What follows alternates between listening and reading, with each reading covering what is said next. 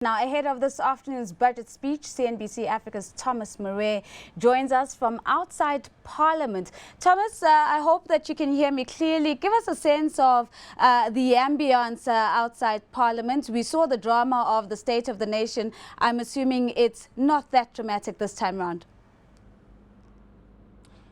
Yes, Nozipho, thank you. We are standing here outside Parliament. We see officials still coming through, their BMW motorcades all lining up.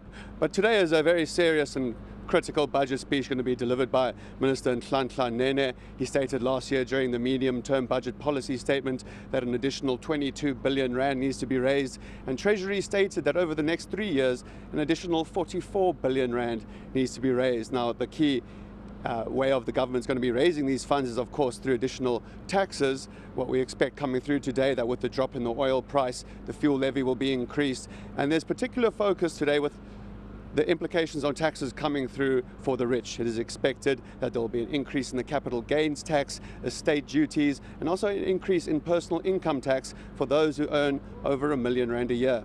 Other key issues that we're looking at is state spending and the public sector wage bill and social grants. There are risks that if South Africa fails to keep these below inflation, they could face further credit downgrades, and that could lead to increase in the cost of borrowing. Nozipho? Thomas, of course, just very quick question before I let you go. We saw the fanfare of the State of the Nation with all the outfits and the fashion parade that usually happens. Describe to us what you're seeing outside Parliament, as this is possibly a far more important speech than the State of the Nation. It is most definitely a more critical speech. It will have a far more greater impact on South Africa's economy than the State of a Nation address, which is more about political sideshows and actually addressing issues facing the economy. It is expected that COSATU will be marching on Parliament today at some point to protest the government to have a more pro-poor aligned budget speech today. As of yet, we haven't seen any marches, and it's relatively calm scenes outside here of Parliament. Everyone's gearing up, getting ready for the big address. Nozipho?